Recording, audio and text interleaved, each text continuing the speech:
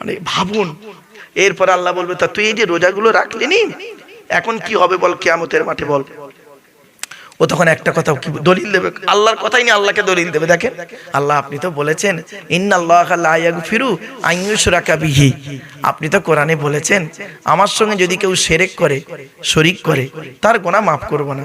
ওয়া ইয়াগফিরু মা দুনা যালিকা লিমান ইয়াশা।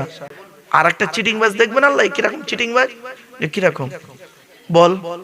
তো ফেরেশতারা বলবে আল্লাহ নামাজও পড়েনি, রোজাও রাখেনি, কি রে সত্যি? তাহলে ফেরেশতারা বলে আল্লাহ ইফতার করেছে, নামাজও রাখেনি, নামাজও পড়েনি, রোজাও রাখেনি, ইফতারের মজলিস হয়েছিল, ইফতারের পার্টিতে বসে পড়েছে, ইফতার খেয়েছে।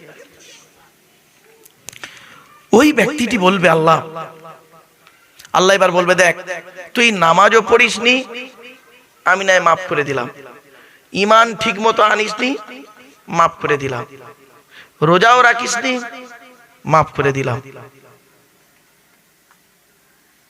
দান খয়রাত করেছিলিস, টাকা পয়সা দিয়েছিলাম, আমি তো আল্লাহ কোরআনে বলে দিয়েছি ওয়ানফিকু মিম্মা রাযাকনাকুম মিন ক্বাবলি আন ইয়াতিয়া আহাদাকুমুল মাউত, মৃত্যু আসার আগে টাকা পয়সা ধন সম্পদ গুলোকে আল্লাহ রাস্তায় দান করে যা।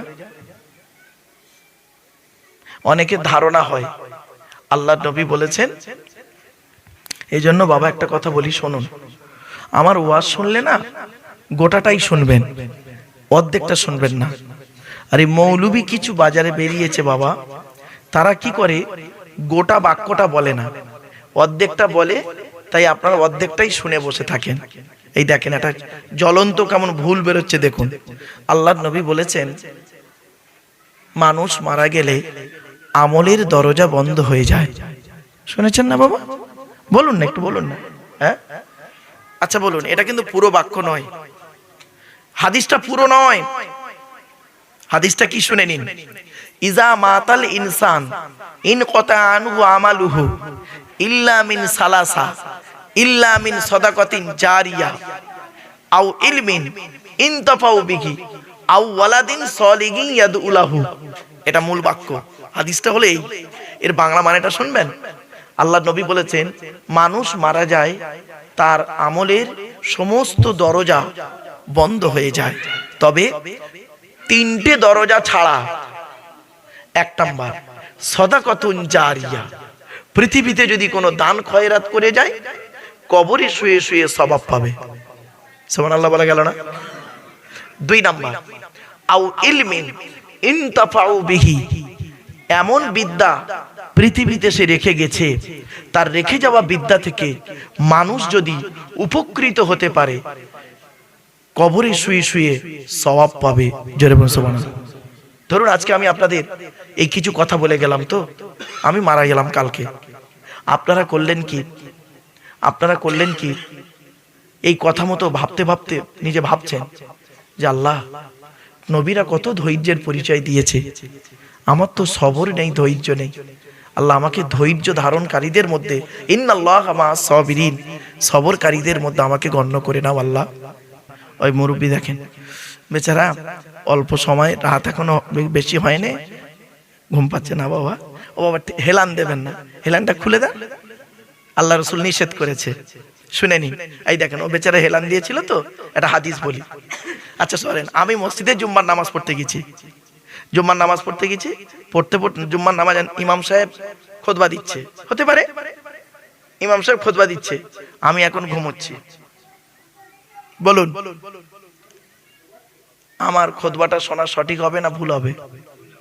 ভুল। আমি যদি খুতবা আমি শুনতে পাচ্ছি না, এখন আমি যে ঘুমিয়েছি, ঘুমোলে তো অজু ভেঙে যায়, ঘুমালে কি অজু ভেঙে যায়, এখন আমি বসে বসে ঘুমাচ্ছি, এমনকি নাকও ডাকছি, নাক ডাকছি। অনেক দেখবেন মসজিদে আছে এসি, মসজিদে গরমের সময় দেখবেন এসি চলছে, মসজিদে 20 মিনিট বসে আছে, 10 মিনিট জুম্মার খুতবার জন্য বসে আছে, 10 মিনিটের ভিতরই নাক ডাকছে। ভুল বলছি?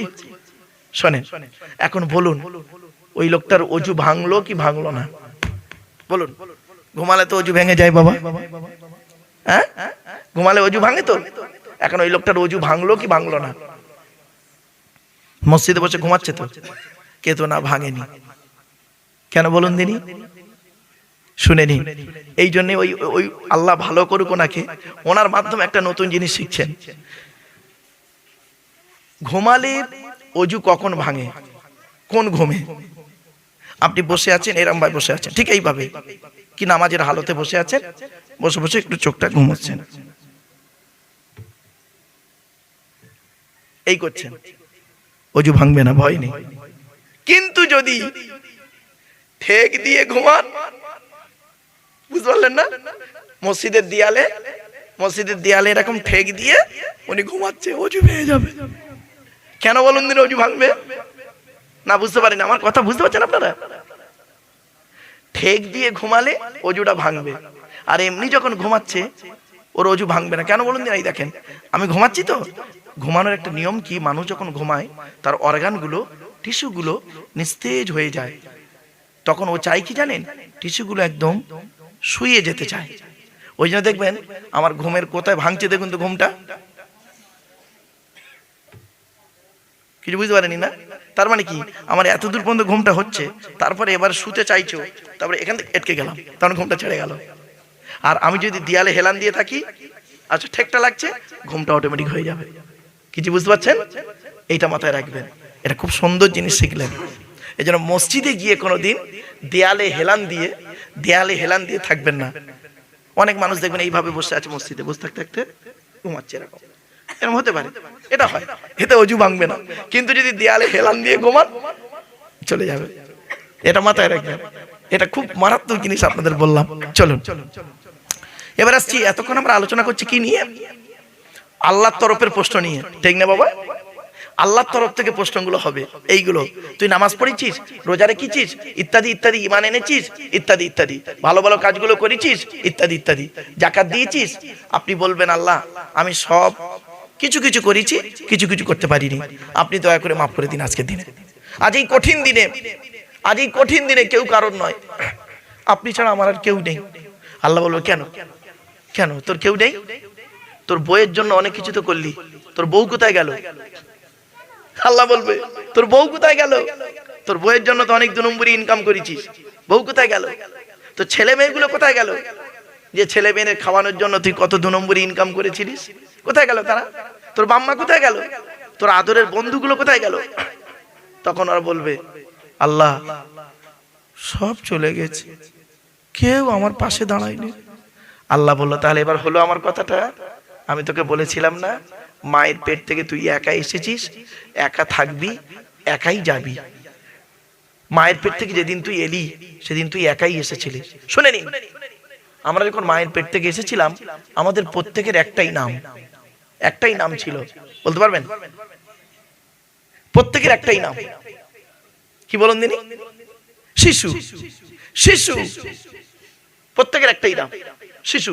তখন আব্দুল জব্বার, আব্দুল গাফফার, আব্দুল করিম, সালেমা, রেহানা, ফাতেমা, আয়েশা সব কিছু হয়নি। মায়ের পেট থেকে এলে ডাক্তাররা কি লেখে? বেবি, ব্র্যাকেটে লেখে বয় গার্ল বা ম্যাসকুলিন ফেমিনিন, FM লিখে দেয়, মেয়ে ছেলে না বেটা ছেলে, কি লেখে, নামটা কি দেয়? বেবি, মানে শিশু।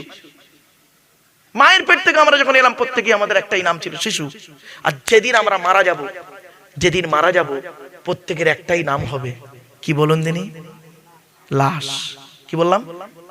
লাশ। আগে চলে গেছে বাঁশ, করবেন না, ভুল বললাম। আচ্ছা মাটি দেওয়ার আগে কি যায়? বাঁশ, রেডিও দিকে। ভাববেন এ জীবন শুরু হয়েছে 150 টাকায়, এ জীবন শেষ হবে 1500 টাকায়। আমার এক বন্ধু কলেজের প্রফেসর, তো ওর খুব ইচ্ছা আমার সামনে বসে ওয়াজ শুনবে। তো একটা জলসায় গেছি, ও সামনে বসে আছে, তা আমি উঠেই বলেছি বাপেরা এ জীবন শুরু হয়েছে 150 টাকায়, এ জীবন শেষ হবে 1500 টাকায়। যেই বলেছি ও তখন বলছে ভাই এর কি করে হলো? আমি প্রফেসর, আমার বউ প্রফেসর, আমার মা প্রফেসর, আমার বাপ প্রফেসর, আমরা 4 জন প্রফেসর। এক মাসে সরকার আমাদের 5 লাখ টাকা মাইনে দেয়, 4 জনের মাইনে মিলে 5 লাখ টাকা। আর আপনি বলছেন শুরু হয়েছে 150 টাকায়, শেষ হবে 1500 টাকায়। তখন আমি অতগুলো লোকের সামনে বললাম, বন্ধু, যেদিন তুমি মায়ের পেট থেকে এসেছিলে সেদিন সব থেকে দামি কাপড়টা কে কিনে দিয়েছিল? তো বলছে আমার আব্বা। বললাম তার দাম কত ছিল? বলছে কত হবে, 100 থেকে 150 টাকা। আচ্ছা, একটা বাচ্চা ছেলে বাচ্চার জন্য সব থেকে দামি কাপড় কি হয়? একটা বড় তোয়ালে জড়িয়ে জড়িয়ে রাখবে। ভাই বলুন না, আমার কথা বলুন একটু। আমি বললাম যে কাপড়টা কিনেছিলে তার দাম কত ছিল? বলে কত হবে, 100 থেকে 150 টাকা। তা আমি বললাম কাপড়টা নিজে পরতে পেরেছিলে? বলছে না। আল্লাহ বলছে, এই তুই যেদিন মায়ের পেট থেকে এলি, মায়ের পেট থেকে যেদিন এলি, সেদিন যে কাপড়টা তোকে পরানো হলো তার দাম 150 টাকা, নিজে পড়তে পারলি না, অন্যেই তোকে পরিয়ে দিল। আর যেদিন মারা যাবি, যেদিন মারা যাবি, জীবনের শেষ কাপড় তার নাম কাপন। কাপন তার দাম কত হবে বাবা? বলুন বলুন বলুন। খুব মেরে কেটে ভালো মাল দিলে 1500 টাকা, খুব দামি কাপড়টা দিলে 1500 টাকা। যেদিন তুই মারা যাবি সেদিন যে কাপড়টা পরবি তার দাম 1500 টাকা, তুই নিজে পরতে পারবি না, অন্যেই তোকে পরিয়ে দেবে। তাহলে জীবন শুরু হলো 150 টাকায়, এ জীবন শেষ হলো 1500 টাকায়। আর বাকি যা চোখ কান নাক হাত পা মুখ দিয়ে ব্রেন দিয়ে গাড়ি বাড়ি বিল্ডিং জায়গা জমি সব করেছিস, ওই গীতার সারাংশ হয়ে গেছে। রাগ করবেন না কেউ। গীতার সারাংশ কি জানেন? আপনারা তো গীতা পড়েন না, আমি পড়েছি গো বাপ। যাই হোক, আমি তওরাতও পড়েছি, ইঞ্জিল পড়েছি, জবুর পড়েছি, কোরআন পড়েছি, আবার গীতাও পড়েছি। 5টা ধর্মগ্রন্থ। আমি একজন ছাত্র গো বাবা। আপনারা তো জানেন, এসব পরিচয় দিলে কল্পনা করতে পারবেন না। চলো, তো গীতার সারাংশ কি শুনবেন? চমকে যাবে। যা হয়েছে তা ভালোই হয়েছে, যা হচ্ছে তা ভালোই হচ্ছে, যা হবে তা ভালোই হবে। কি হারিয়েছে তোমাদের? কাঁদছো? কি হারিয়েছে কাঁদছো? বাপ মারা গেছে কাঁদছো? ছেলে মারা গেছে কাঁদছো? বাপ ভাত দেয়নি, জমি জায়গা দেয়নি, সম্পত্তি দেয়নি, কাঁদছো? ছেলে ভাত দেয়নি, কাঁদছো? স্বামী স্ত্রী ঝামেলা হয়েছে, কাঁদছো? ব্যবসায় লস হয়েছে, কাঁদছো? মনে রেখো, যা নিয়েছো এই পৃথিবী থেকেই নিয়েছো, যা দিয়েছো এই পৃথিবীতেই দিয়েছো। কি আশ্চর্য কথা! যা নিয়েছি আমরা, এই 2 হাতে যা উপার্জন করেছি, এই পৃথিবীতেই উপার্জনটা করেছি, ঠিক না বেটি? আকাশ থেকেও আনিনি আর পাতাল থেকেও তুলিনি, এই পৃথিবী থেকেই নিয়েছো। যা দিয়েছো এই পৃথিবীতেই দিয়েছো। যেটা তোমার আজকের আছে, যেটা তোমার আজকের আছে, গতকাল সেটা অন্যের ছিল। তোমার বাপের ছিল, তোমার দাদুর ছিল। যেটা আজকের তোমার আছে, গতকাল সেটা অন্যের ছিল। আজ তোমার আছে, তুমি আজ মারা যাও, আগামীকাল সেটা অন্যের হয়ে যাবে, তোমার ছেলের হয়ে যাবে বা আত্মীয় যারা থাকবে, আর যদি কেউ না থাকে সরকারের হয়ে যাবে। ভেবেছেন কোনোদিন? ভেবেছেন কোনোদিন? মা বোনেরা, কোনোদিন ভেবেছেন এই জীবন শেষ হয়ে যাবে? বাপ, চোখ দুটো শেষ হয়ে গেলে সব শেষ। টাকার কথা বলছেন বাবা, এই 2 হাত দিয়ে আল্লাহ পাক অনেক টাকা ইনকাম করিয়েছে।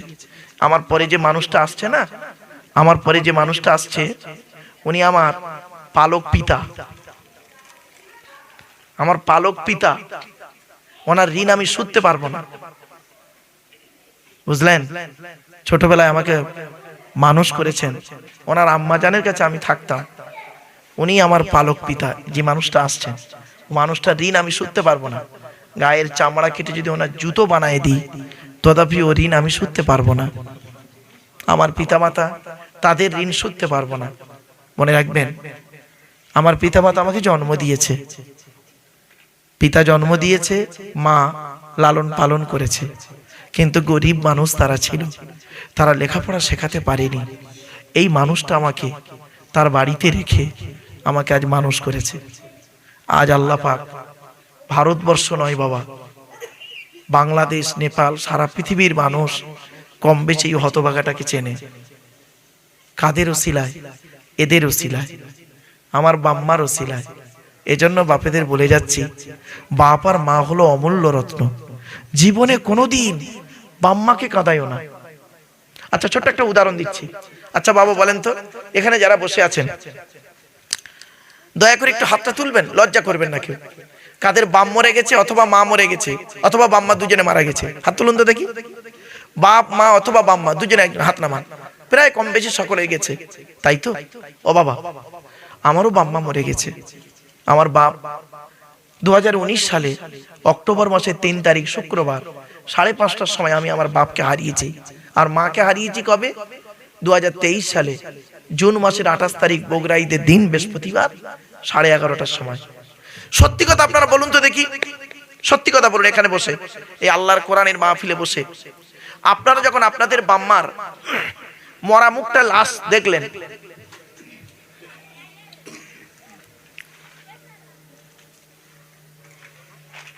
দাও দাও দিয়ে দাও দিয়ে দাও বাবা, আপনারা এই কথাগুলো শুনতে থাকেন আর দিতে থাকেন, ব্যাস।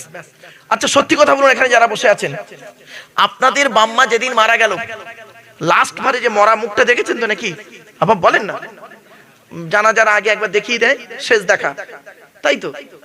ওই শেষবারে বাপ আর মায়ের মরা মুখটা দেখার পরে আজ পর্যন্ত আপনারা কোনোদিন কাউকে অন্তর থেকে আব্বা বা মা বলে ডাকতে পেরেছেন? বলুন। আমি তো পারিনি, আপনারা পেরেছেন? শুনে নিন, হবেও না।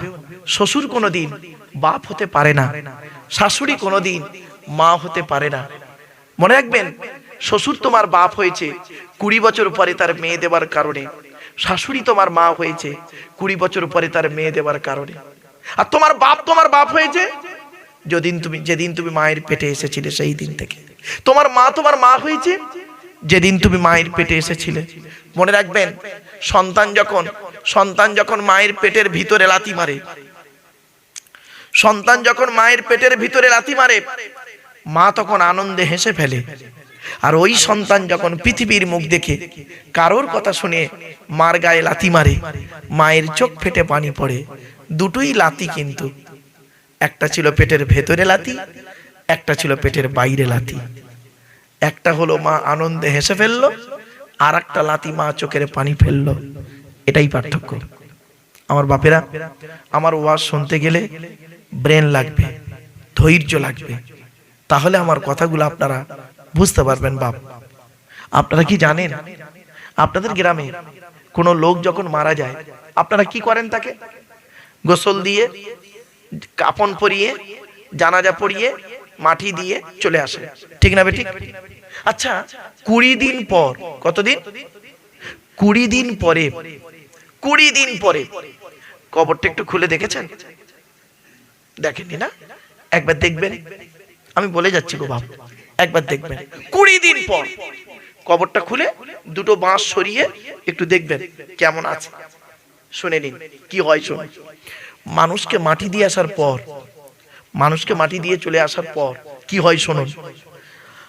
8 থেকে 10 দিন পরে এ মাথার চুলগুলো, গায়ের লোমগুলো, হাতের নখগুলো খসে খসে পড়ে যায়। 12 থেকে 14 দিন পর মাথার বেরেনটা পচে গিয়ে নাক দিয়ে, কান দিয়ে, গাল দিয়ে গড়াতে থাকে। 18 থেকে 20 দিন পর পেটটা ফেটে যায়, পোকায় তৈরি হয়। 2 মাস পর সমস্ত চামড়া মাংস পোকায় খেয়ে নেয়, ওই ফ্রেমটা পড়ে থাকে। 6 মাস পর দেহের কয়েক কটা হাড় ছাড়া সমস্ত হাড় পোকায় খেয়ে নেয়। পাঁচড়িয়ার মানুষ, ধর্মতলা পাঁচড়িয়ার মানুষ, কোথায় গেল তোমার সুন্দর দেহ? ও সুন্দরী নারীরা, কোথায় গেল তোমাদের সুন্দরী দেহ? মনে রাখবেন, মাটিরই দেহ মাটি হবে, পুড়ে হবে ছাই। এ দেহ পচা দেহ, গরব কিসের ভাই? কিসের অহংকার করেন? টাকা, ও টাকা আপনার নয়, ও টাকা আল্লাহর। আল্লাহ আপনাকে দিয়েছে খরচা করতে। মনে রাখবেন, 3টে জিনিসের হিসাব নেবে আল্লাহ বলেছেন, নবীজি বলেছেন কিয়ামতের মাঠে 3টে জিনিসের হিসাব নেওয়া হবে। 1 নাম্বার ধনী, এই পয়সাওয়ালা লোকেরা, ধনী অর্থের হিসাব দাও, টাকা পয়সা কোথায় ব্যয় করেছো হিসাব দাও। 2 নাম্বার জ্ঞানী। জ্ঞানী না বাবা আমার লাগবে না বাপ।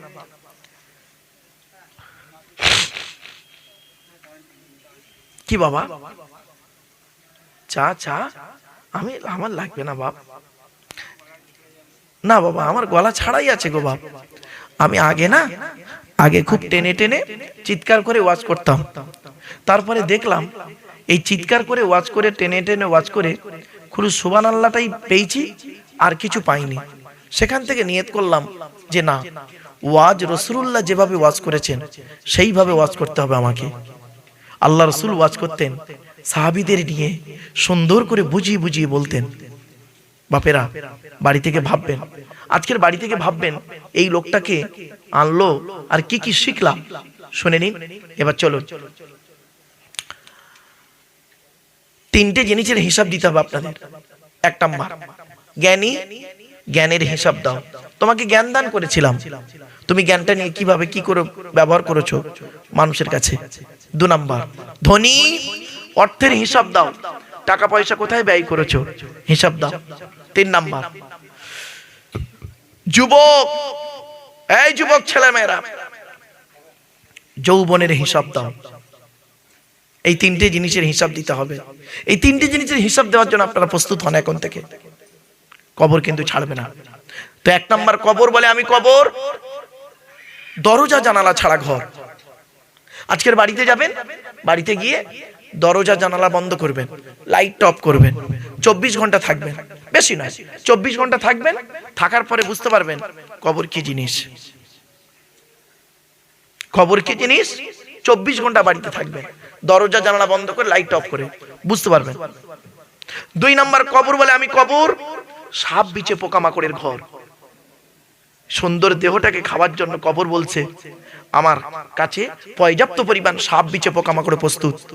অতএব পৃথিবীতে এমন দেহ করে আয়, এমন দেহ পৃথিবী থেকে করে আয়, সাপ বিছে পোকামাকড় খাওয়া তো দূরের কথা, ধারে বাড়াও যেতে পারবে না। কয়েক কটা দেহ মাটিতে পচে না, টাটকা থাকে। সেই দেহগুলোর মধ্যে আমাদের একটা দেহ হয় কি দেখুন তো। আমি কয়েক কটা দেহ বলছি, এই দেহগুলো মাটিতে পচে না, মাটি খেতে পারে না, টাটকা থাকে। চলুন আমি কয়েক কটা দেহ বলছি, সেই দেহর মধ্যে আমাদের দেহ হয় কি দেখি। 1 নাম্বার নবীদের দেহ মোবারক। নবীদের দেহ মোবারক মাটি খেতে পারে না, টাটকা থাকে। সুবহানাল্লাহ বলা গেল না? বুঝতে পারছেন? অন্য জায়গায় হলে তার এই জিনিসগুলো বুঝে সুবহানাল্লাহ বলে। যাই হোক বাবা, আপনারা তো টানের লোক, টেনে টেনে বললেই হয়তো সুবহানাল্লাহটা বেরোতো। যাই হোক বাবা, এতদিন তো টেনে টেনে ওয়াজ শুনেছেন, আজকে এই কাটা কাটা ওয়াজগুলো শুনে বাড়িতে একটু ভাববেন। 2 নাম্বার শহীদানদের দেহ মোবারক মাটি খেতে পারে না। শহীদানদের দেহ, আচ্ছা শহীদান কত রকমের হয় চলুন আমি বলে দিচ্ছি। অনেক রকমের শহীদ হয়। 1 নাম্বার শহীদ হলো কি, শুনে নিন, আল্লাহ রাস্তায় নিজের জীবনকে দিয়ে দেওয়া শহীদ, ব্যাস। আর একটা কত রকমের শহীদ দেখুন, দিয়াল চাপা পড়ে যদি কেউ মারা যায়, শহীদের মর্যাদা। পানিতে ডুবে যদি কেউ মারা যায়, শহীদের মর্যাদা। আগুনে পুড়ে যদি কেউ মারা যায়, শহীদের মর্যাদা। তা বলে আত্মহত্যা করা হারাম, ওর জানাজা পড়া যাবে না, আলেমদের নিষেধ আছে একটু। বাবা আমার লাগবে না বাপ, না বাবা আমার লাগবে না, তুমি নিয়ে যাও। শোনেন, আগুনে পুড়ে মারা যাওয়াটা শহীদের মর্যাদা। আর একটা দেখেন, আল্লাহ নবী এই পানিতে ডোবার কথা বলতে একটা হাদিস মনে পড়লো, শুনে নিন, এগুলো মনে রাখবেন সব সময়। আল্লাহ নবী আল্লাহর কাছে 3টে দোয়া চেয়েছিলেন। কটা? আল্লাহ নবী আল্লাহর কাছে 3টে দোয়া চেয়েছিলেন, 2টো কবুল হয়েছে, একটা কবুল হয়নি। কি কি?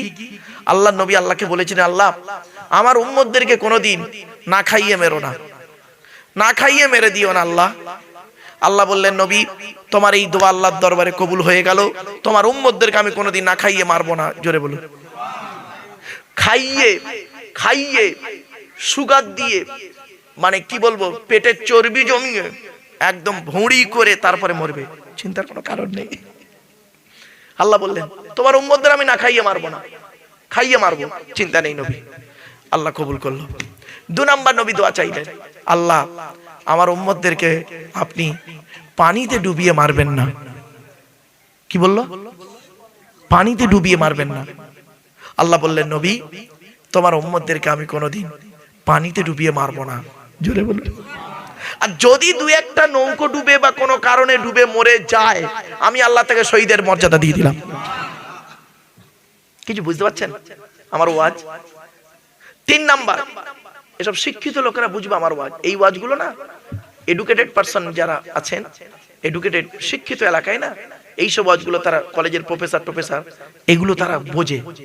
আর মূর্খগুলো চিল্লায় চেঁচামেচিটাই ভালোবাসে। কে? ওই আত্মহত্যা হলো, ও হারাম। ওটা আমি তো বলে দিলাম আগে, আত্মহত্যা করা হারাম। আবার দেখেন, দিয়াল চাপা পড়ে যদি কেউ মারা যায়। আর একটা দেখেন, পেটের রোগে যদি কেউ মারা যায়, শহীদের মর্যাদা। বগলে ফোঁড়া হয়ে যদি মারা যায়, শহীদের মর্যাদা।